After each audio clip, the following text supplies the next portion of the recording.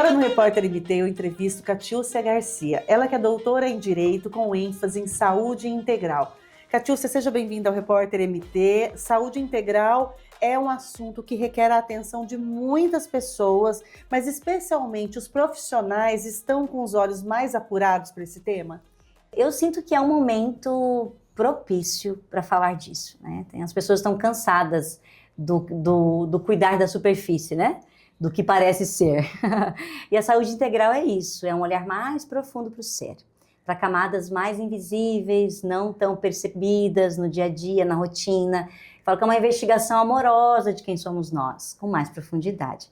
Então, eu sinto que os profissionais estão se abrindo mais para isso, o que é muito legal. Isso passa pela transversalidade, um tema e o outro. Então, os profissionais eles acabam se dando as mãos para conseguir avançar nessa análise desse paciente, ou dessa saúde, ou mesmo a busca pela cura. Perfeito. Eu sinto que é uma complementaridade muito amorosa, né? Eu falo que as medicinas estão se unindo, tanto que a tese de doutorado é sobre isso. É a união das medicinas, e aí surgiu o nosso instituto que tem esse propósito. E o que é essa união das medicinas? É olhar para o ser nessa integralidade e ter o bom senso de colocar isso é para um médico da família, isso é para um médico integrativo, isso é para um terapeuta. Então, é ter esse discernimento que vai além dos egos, né? Eu falo que é uma união muito bonita, é de olhar o ser humano e ele ser prioridade. Olhar para ele e falar, bom, vamos lá, o que é que você realmente precisa? E a partir desse olhar amoroso, ter essas mãos dadas, essa equipe, né, integrativa, que é tão bonito, de mãos dadas trabalhando em prol do ser humano, né? Ele é o principal. Muitas vezes, nos seus estudos, Catiúcia, você identificou ou perpassou por essa observação de que a saúde, a doença, ela pode estar em várias esferas, não só no campo físico, mas ela pode passar para o campo emocional e até mesmo no campo espiritual? Com certeza. O corpo físico é um mensageiro, um bom mensageiro. E eu falo que nós estamos resgatando a concepção do corpo. Para chegar no corpo, ele passou por outros degraus, outras dimensões invisíveis da vida. E o corpo é como se fosse o descenso. Desce ao corpo, mas o início é sim nas vias da mente, da emoção, e sim, existem muitas questões que envolvem o olhar espiritual. E o olhar espiritual é muito importante para a saúde integrativa. Na verdade, é essencial que tenha esse olhar da espiritualidade para a saúde integrativa. Então, é como se começasse no invisível, houvesse o descenso vibracional, então se apresentasse ao corpo, que é o visível, né? Que é onde você para e fala, meu Deus, agora eu preciso fazer alguma coisa. Mas houveram sinais. Né? Nada é de repente, né? Essa palavra, de repente fiquei doente, nada é de repente. Nós somos sempre anunciados, alertados, sempre há uma informação que está no sutil, que está no invisível, é que nós deixamos de ouvir. Eu falo que olhos de ver e ouvidos de ouvir é o tempo necessário para você ter essa autogerência interior, essa saúde, nesse olhar mais integrativo. Porque a gente sente aquela questão da intuição, tem alguma coisa errada com o meu corpo, as pessoas precisam prestar mais atenção e ter mais tempo para prestar atenção. Perfeito. Mas amor, né, Ana? Eu sinto que nós estamos muito desconectados da nossa essência. Então, nós estamos indo muito para fora, realizando muito fora, fazendo muita coisa fora, e dentro está ficando oco. Né? E a gente é cobrado de alguma maneira por isso, porque eu costumo dizer que nós somos templos, não somos templos vivos. Por quê? Porque é tempo de voltar e perceber onde dói, para quê? Por quê? O que essa dor me diz?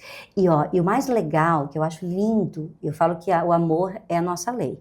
Então, sempre que você tiver ouvidos de ouvir, você vai ter também a lucidez de atuar com coerência, a tempo, a tudo aquilo que o teu corpo está te dizendo. Porque ele nunca vai te dar uma mensagem atrasada. Ele vai sempre te dar uma dica atualizada.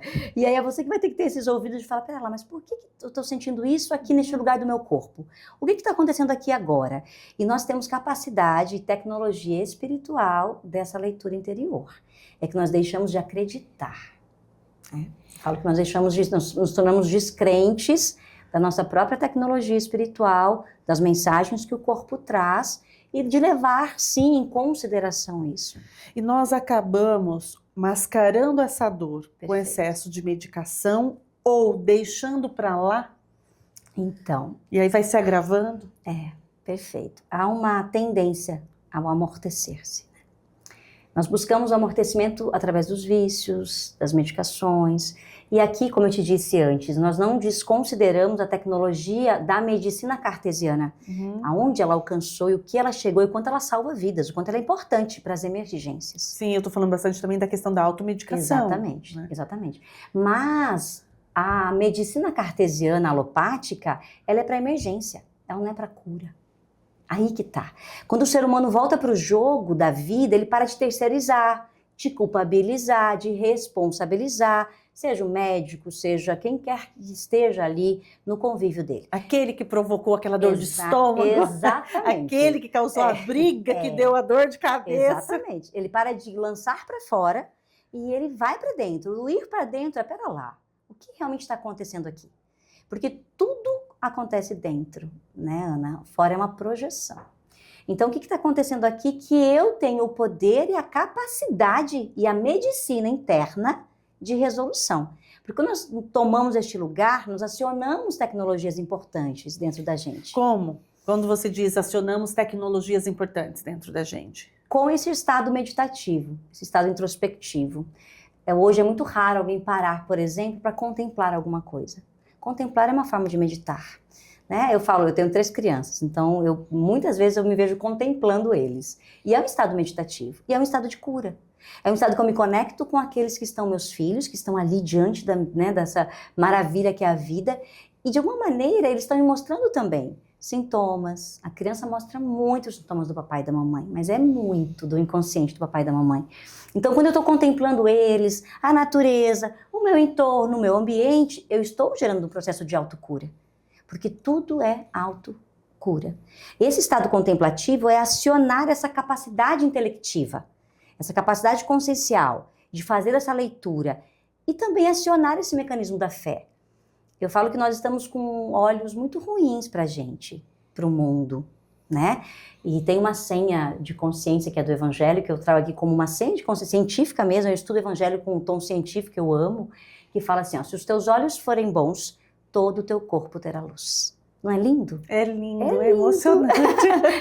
Inclusive é nosso lema do Instituto Kalel. Então, se eu tenho bons olhos para o que está se passando em mim, com o meu corpo, no meu ser, com aqueles que estão ao meu entorno, eu tenho também a capacidade de gerir isso, sem o medo, sem o desespero e sem a desistência também, muitas vezes, né? A gente desiste de cuidar da gente. Né? E tendo muita generosidade Perfeito. Nesse processo. Perfeito. A gentileza para conosco, né? Nós deixamos de nos amar. Quando você diz, né, deixamos de nos amar, quando a boca emite palavras de carga vibracional muito negativa, isso reverbera no nosso corpo, na nossa saúde, Catiúcia. Imediatamente. Imediatamente. Eu falo que nós temos as tecnologias que eu mencionei, e eu gosto de usar essa palavra, para que as pessoas entendam que é exatamente isso. Eu estou falando da literalidade. E o que ela está dizendo tem fundo tudo científico, gente, porque ela é doutora. Isso passa-se pela academia, estudos científicos comprovados. Exatamente. Claro que nós temos várias abordagens, mas essa é uma abordagem que vem da ciência também, o quanto ela é cada vez mais importante, provando que existem outros caminhos para a cura. Provando que nós somos o placebo, Ana. Essa frase ela é um pouco forte muitas vezes, né? E talvez mal compreendida. Mas tem um livro incrível de um cientista, Joe Dispenza, chamado Você é o Placebo. É um livro que todo mundo deveria ler. Inclusive, nós temos um curso aberto dele pelo Instituto, está no YouTube. E o que esse livro traz? Que nós somos aquilo que acreditamos, nós somos aquilo que concebemos, nós somos aquilo que se impressionou em nós, na nossa mente, na nossa maneira de nos ver, a nossa autoimagem, nosso autoconceito. Tudo isso é biológico. Olha o quanto isso é forte. Tudo isso se transforma em biologia, em célula. Então, aquilo que eu falo constantemente, eu imprimo. Nós somos influenciáveis, muito mais do que imaginamos. Lá em casa, eu sempre falo para as crianças, meus amores, vamos modificar essa frase, né? Mamãe, Não, pera lá. Como eu posso modificar para o positivo essa frase? Por quê? Porque nós somos profetas de nós mesmos. E quando a gente começa a profetizar e trazer isso todos os dias, é como se você estivesse se convencendo disso. Você está gerando um estado interno de autoconvencimento, impressionando os seus órgãos. Os nossos órgãos vibram. Então, conforme a vibração que emitimos, eles conectam e captam. Isso é medicina chinesa. Isso tem mais de 5.000 anos. É profetizar saúde, profetizar prosperidade, amorosidade, respeito. Então, aquelas pessoas que destilam ódio hoje em dia, que tem tanto, né, isso está acontecendo tanto, especialmente nas redes sociais, é meio que bate e volta, que então, sai e volta. Tem uma outra senha que eu gosto de usar, que receberás ao cêntuplo, né? É muito forte isso em termos científicos, tá? Então, eu estou usando as senhas que são conhecidas, bíblicas, mas elas são científicas. Então, receberás ao cêntuplo aquilo que eu emano tem magnetismo. Nós somos elétricos e magnéticos. Mas o nosso sentimento é o gestor. Então, eu posso até pensar positivo, mas eu não sinto conforme o pensamento. O pensamento é eletricidade, o sentimento é magnetismo. Então, quando eu falo alguma coisa sentindo isso, eu estou emitindo isso com força. E isso vai e volta 100 vezes para mim. É esse o poder que temos do sentimento. Então, tem pessoas que falam, Kátia, mas eu penso positivo. Eu estou lá fazendo... Eu falo, tá, tudo bem, que bom. Já é um bom começo, né? Mas como que você sente o teu corpo, a tua saúde, a tua família, o teu corpo? Como você sente? Como você vê teu filho? Eu falo muito para as mães que eu atendo. Quando você fala do teu filho, como você sente que ele é?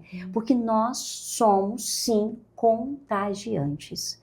Isso é o princípio da eletricidade, do magnetismo, que é a nossa formação. Então, uma mãe, quando ela percorre esse caminho e ela aprende a emitir, a pensar, a sentir, ela também impacta na saúde do filho, em todos os aspectos. Muito. Uma mãe pode adoecer seu filho pela maneira com que ela conduz essa relação? Sim, lamentavelmente.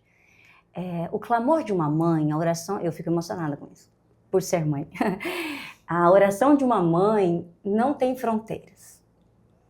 Quando uma mãe ora, e orar que eu digo, queridos, independentemente da crença religiosa ou de se ter uma religião, o orar é sentir, oração é sentimento. Eu posso estar orando sentindo ódio, eu estou orando e eu estou emitindo. O orar é sentir. Então, quando uma mãe ora sentindo essa plenitude do filho, essa integridade do filho, enxergando essa luz neste filho, ela está interferindo biologicamente nele. Nós somos influenciáveis, a gente precisa lembrar muito disso, porque isso também é eminentemente científico. Nós somos influenciáveis o tempo todo. Então, um exemplo, crianças hoje ficam em jogos eletrônicos, na minha casa. Então, o que acontece isso num jogo? A criança está diante de um jogo. O nosso interno, ele não diferencia do externo. Então, a realidade e a imaginação é uma única e só coisa para o teu corpo, tá? Para o teu corpo. Aí tem uma criança jogando, jogos de violência, jogos que traduzem essa expressividade da ira, do ódio, da raiva. O que ela está recebendo? A mesma circunstância magnética, de lá para cá, daqui para lá. E os pais, muitas vezes, não estão percebendo que eles estão abrindo essa porta dentro do lar. E não é por maldade, queridos, não é um julgamento. Porque eu sei dos desafios de estar na maternidade, mas é uma observação, alerta. Nós estamos abrindo portas dentro do nosso lar que só tem saída para a rua. E isso é perigoso. É perigoso. Então, nós somos sim influenciáveis, sim influenciamos, e a relação pai e filho, mãe e filho, é a relação mais forte que existe, pois é uma tradução de um amor que aproxima-se do incondicional na Terra. Por isso que é tão forte o magnetismo. Por isso que a gente pode interferir biologicamente numa criança. E aí, por isso que uma mãe narcisista, por exemplo, acaba tendo um impacto muito negativo para a autonomia daquela criança. Na verdade, nós somos um reflexo uns dos outros, né? Eu falo que ninguém erra de endereço. Né? Então, o papai e a mamãe, os filhos, eles estão, de alguma maneira, num grande aprendizado em conjunto. E aqui eu prefiro não trazer alguns rótulos. Por quê? Porque nós somos sedentos de saúde, nós queremos o amor. Só que nós não estamos sabendo muito bem como fazer. Então, seja na função papai, seja na função mamãe, seja na função filho, nós estamos sedentos de amar e ser amados, né? Então, muitas vezes, uma mãe que entrega algo para um filho foi também a recepção que ela teve, foi o que ela recebeu lá de trás. Então, assim, é tão forte isso, porque se alguém nessa família para e fala, pera lá, eu vou decidir amar, né? Eu vou decidir, e aí tem muitas maneiras disso acontecer, né? Mas eu vou decidir amar, olhar com amor para todos os eixos, é como se ele quebrasse realmente algo que há muito tempo vem perpassando, né? Vem ressoando. E provocando muitas vezes adoecimento, né? Em núcleos familiares. E é sempre tempo de recomeçar, de aprender. É lindo, né? Eu sinto que, eu falo que o princípio é agora. Também isso é uma senha. Quando nós decidimos uma circunstância dentro, com afinco, com fé, com força dos nossos sentimentos, nada pode nos parar. Seja para ascender as altas esferas, seja para transcender a dor, ou seja alcançar a cura. Alcançar cura. Nada é impossível. Nada. Eu digo isso de carteirinha.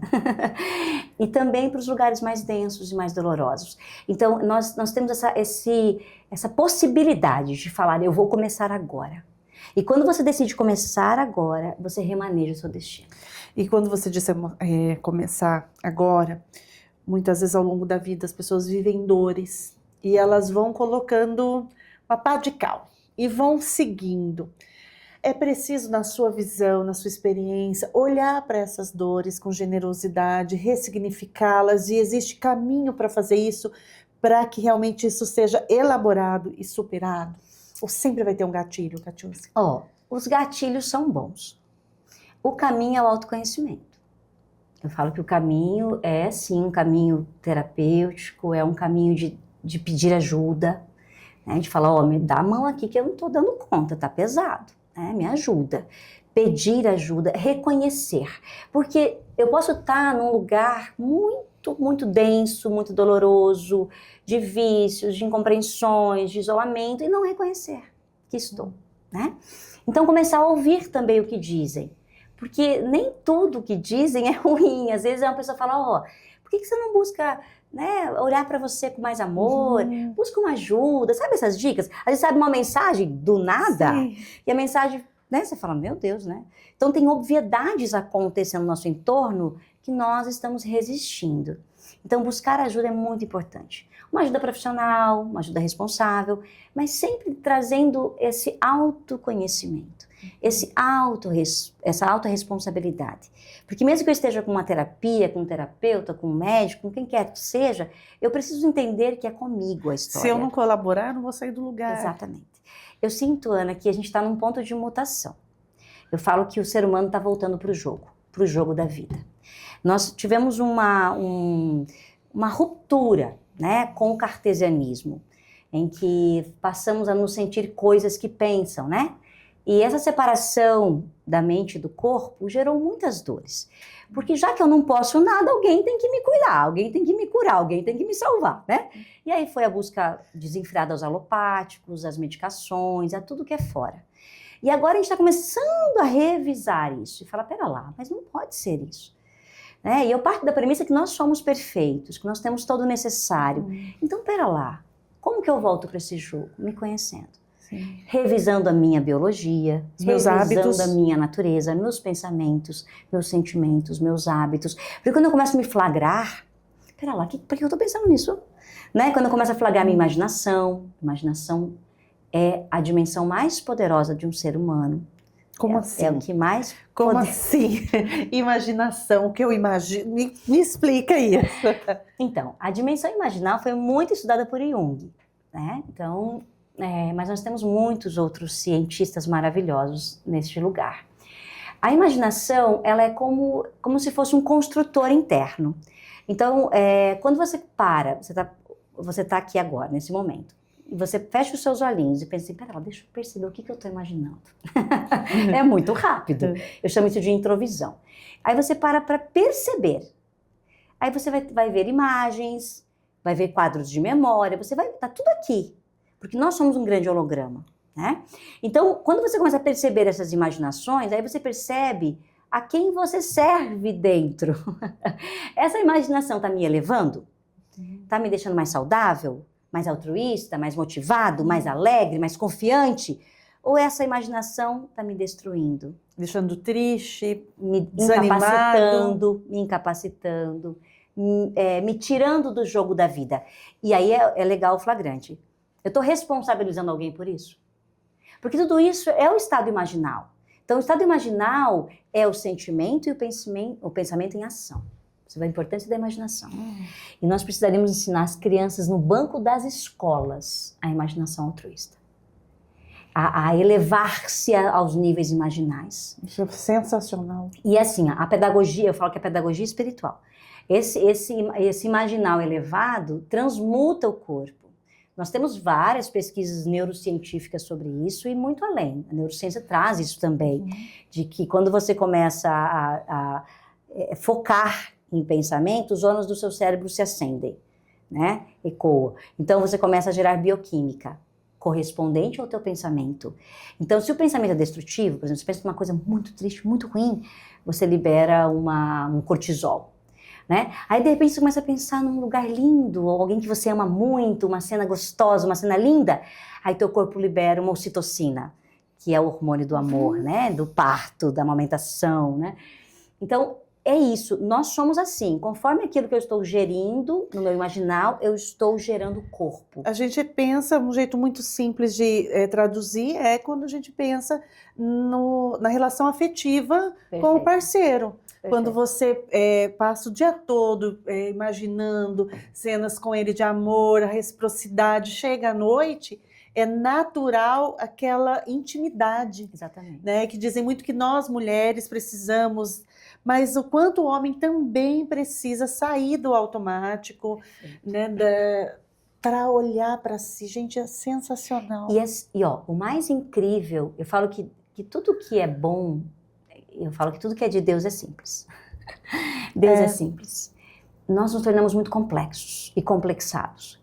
Então nós começamos a buscar coisas muito complexas para resolver as nossas questões, porque nós adulteramos muito a nossa natureza. Então, se eu volto ao simples, aí Kátia, então tá, então eu vou começar agora, né? Nesse exato momento, o que eu faço? Respira. Eu faço. Você vem respirando, tá? Perceba a respiração. Respira com consciência. Preste atenção na sua alimentação, na música que você ouve. Eu sou uma cri-cri com música. Eu amo música e ela toca profundamente minha alma. Então, eu sou muito sensível à música. E lá em casa eu falo para as crianças, meus amores, comecem a educar o ouvido de vocês. Porque hoje nós estamos, lamentavelmente, com músicas sem musicalidade, sem ritmo, sem né? melodias. Sem melodia. Exatamente. Então, comece a ouvir músicas elevadas. Comece a perceber a tua respiração. Comece a se flagrar nestes pensamentos, eu gosto mais de dizer de imaginação. Flagre-se. E quando você perceber que você está bem destruído ali, faça uma respiração profunda, veja algo que te eleve. Seja teu filho, seja uma flor, seja um pássaro. Gente, isso faz muita diferença. Mas é muita diferença, porque bioquimicamente é imediato. Bioquimicamente você está transmutando esses neurotransmissores e o teu corpo todo está recebendo isso naquele exato momento. Então, natureza, cultura, né, a arte, eles são ferramentas poderosíssimas. Poderosíssimas. Pisar no chão é muito bom. Eu sei que são obviedades, mas é que nós estamos deixando até do óbvio, né? Até o óbvio. Os meus filhos têm um pé craquento, preto até, de tanto que anda descalço. À noite para esfregar o pé para lavar. Não vou mostrar o meu aqui. De tanto que brincam na rua descalço, jogando bola. Então a gente precisa, é como se fosse um resgate desse simples, de comer a fruta do pé, de deixar a criança correr e brincar sem tanto compromisso. Sem tanta tela. Hoje em dia as crianças estão muito compromissadas, né? Então a gente está projetando esse adulto ferido e essa criança ferida nas nossas crianças, né?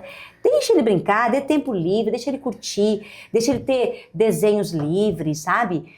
E sim, menos tela, por amor, menos tela. Lá em casa não tem celular, as crianças não têm celular, não tem videogame, mas eles conseguem lidar com isso, até pela escola que eles estudam, que é uma pedagogia que proporciona este olhar, né, uma pedagogia Waldorf.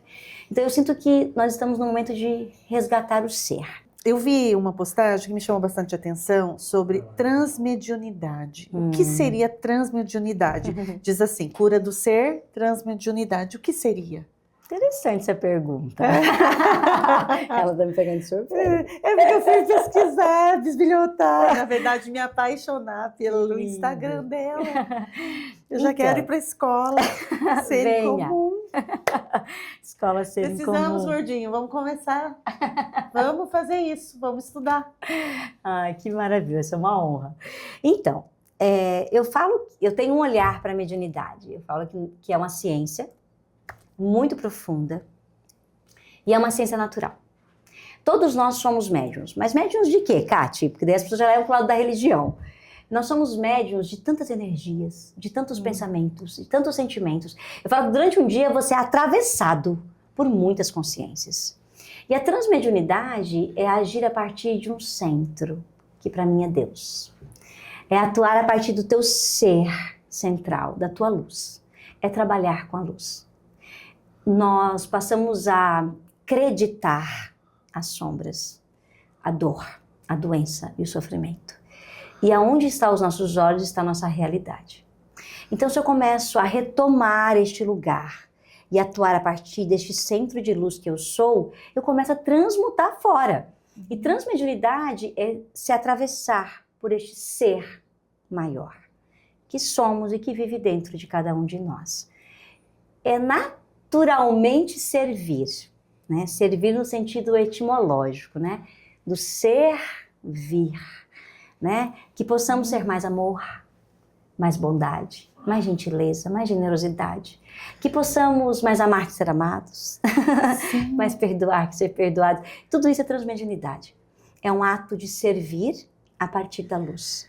E necessariamente a gente não precisa, né? A gente não precisa necessariamente estar ligado a uma religião específica. A espiritualidade, a fé é para além Perfeito. dos templos, das denominações. Perfeito. O nosso trabalho, ele envolve a ciência e a espiritualidade.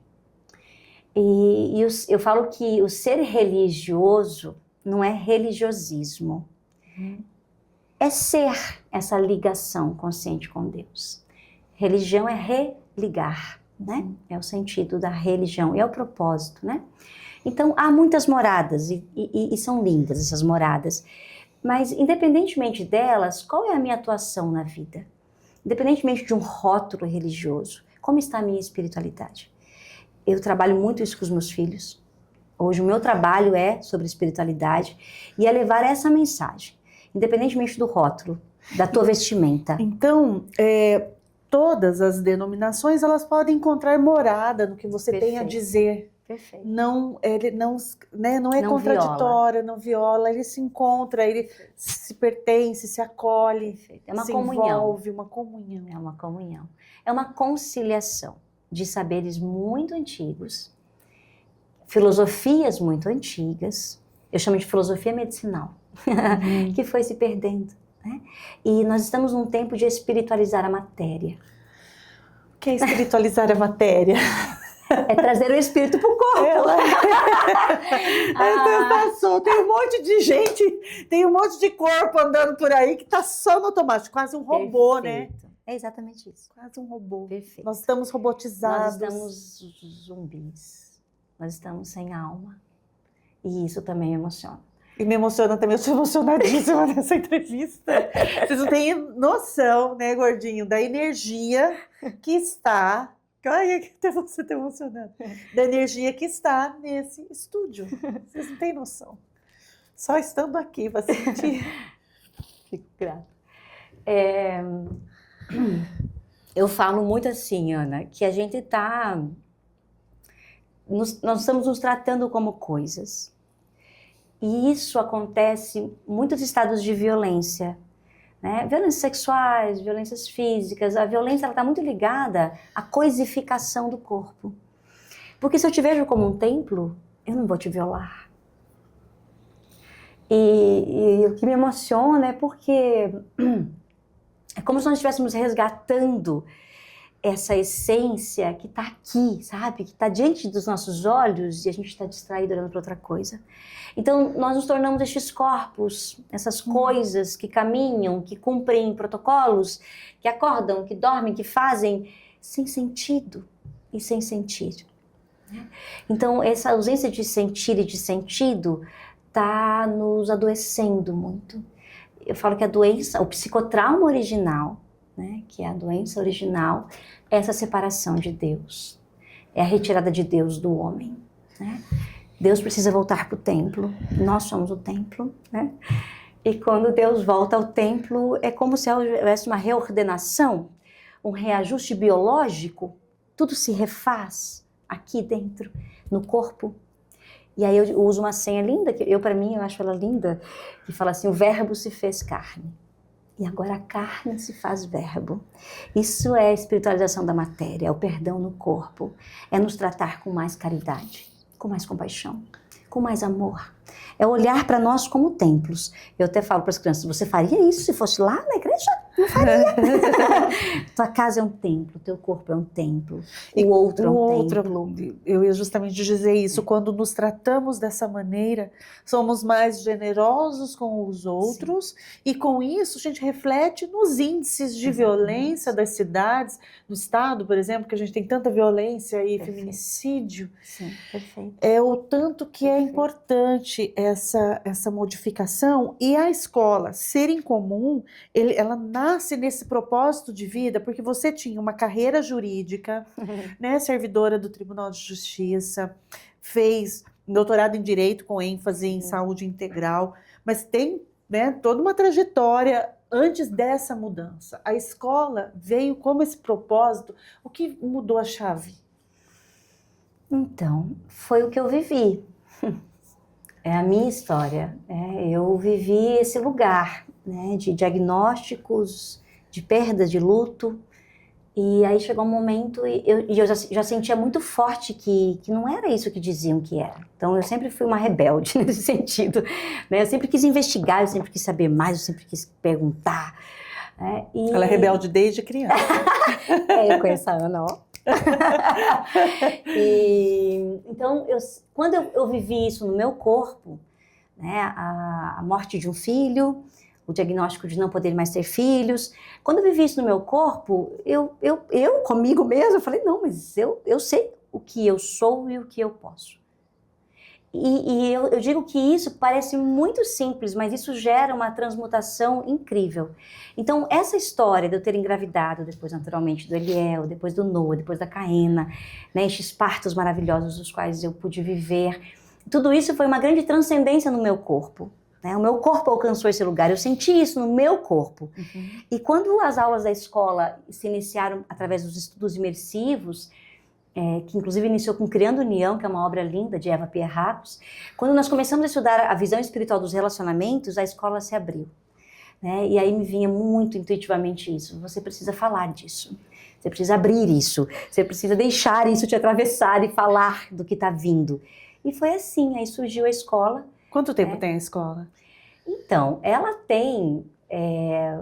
nós temos uma plataforma hoje, né, com mais de 400 horas de aulas, de estudos.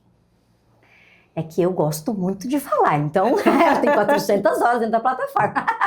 Ela tem oficialmente 2 anos, mas ela iniciou na época da pandemia. Né? Falo que a pandemia foi um grande gatilho. O Instituto veio antes.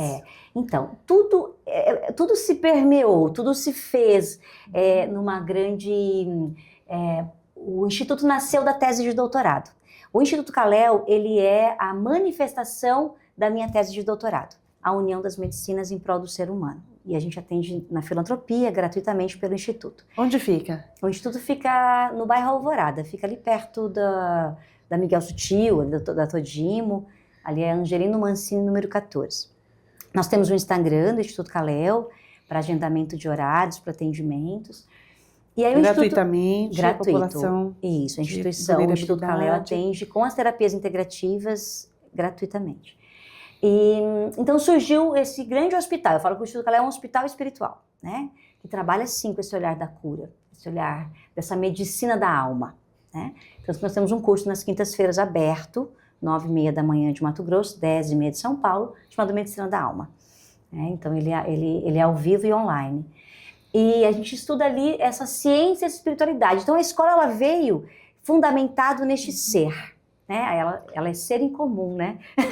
Por quê? Porque ela é um resgate dessa filosofia antiga, sagrada, mas para mim ela é um resgate do ser humano, sabe? Ela é nos trazer de volta para o jogo e falar, tu consegue, tu pode, você é tudo isso aí, eu só preciso se convencer. Então é um treino, eu falo que nós estamos treinando olhos de ver e ouvidos de ouvir, porque nós mesmos nos cegamos, né?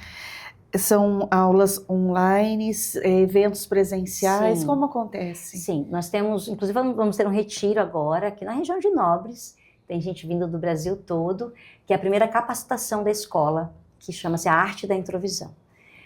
Vai ser em dezembro, já está esgotadas as vagas, foi um presente dos céus para nós.